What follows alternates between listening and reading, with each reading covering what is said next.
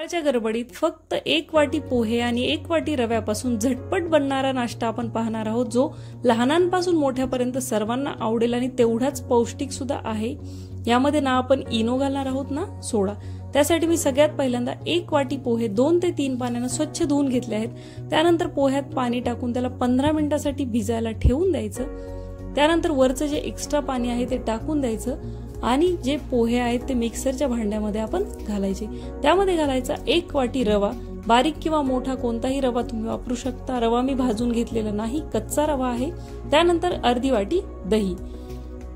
Smooth मिक्सरला याची puree बनवून घ्यायची। यामध्ये पाणी घालायची गरज नाही। जर तुम्ही पोहे खूप कोरडे करून यामध्ये घातले ते थोडंसं पाणी तुम्ही अर्धी वाटीपेक्षा कमी घालू शकता।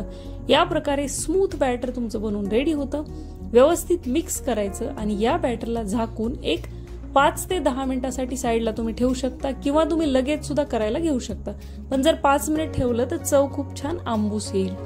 त्यानंतर आपल्या आवडीनुसार यामध्ये भाज्या घालायच्या। मी किसलेलं बीटरूट, किसलेलं गाजर, बारीक चिरलेला कांदा आणि कोथिंबीर घातली आहे। तुम्ही बारीक चिरलेला पालक, मेथी, काकडी, टोमॅटो सुद्धा घालू शकता। त्यानंतर मी चवीनुसार मीठ घातलेलं आहे, अर्धा चमचा गरम मसाला आणि अगदी थोडं लाल तिखट। मी मुलांसाठी बनवते, तिखट खायला आवडत नाही त्यामुळे थोडं टाकले।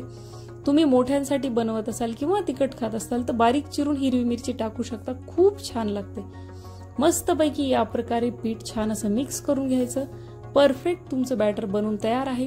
नेहमी या प्रकारच्या रेसिपीमध्ये चिल्ला किंवा उत्तप्पम मध्ये आपण जर ग्रेट करून भाज्या घातल्या तर त्या खायलाही खूप छान लागतात, कचकच करत नाही आणि शिजायला सुद्धा मदत होते। या प्रकारे मी तव्यावर मीडियम गॅसवर छोटे छोटे पॅनकेक्स बनवून घेतले आहेत। तुम्ही हवं तर या प्रकारे मोठा उत्तप्पा टाइप सुद्धा हा चिल्ला सोडू शकता। त्याला 2 मिनिटांसाठी वरून झाकण ठेवून स्टीम करून घ्यायचं। त्यानंतर वरून मी तूप लावलेलं आहे।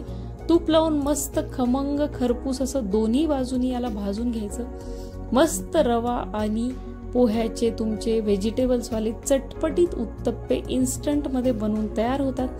त्याच प्रकारे जर तुम्हाला मुलांना डब्बा द्यायचा असेल तर तुम्ही या प्रकारे पॅनकेक्स छोटे छोटे सोडून देऊ शकता। याला स्टीम करायचं, त्यानंतर तूप लावून दोन्ही बाजूनी भाजून घ्यायचं खमंग खरपूस, कारण आपण यामध्ये कच्च्या भाज्या घातलेल्या आहेत। 2 ते 3 तासासाठी हे पॅनकेक्स खूप छान मऊसूद राहतात। डब्यासाठी मस्त रेसिपी आहे, इन्स्टंट रेसिपी आहे।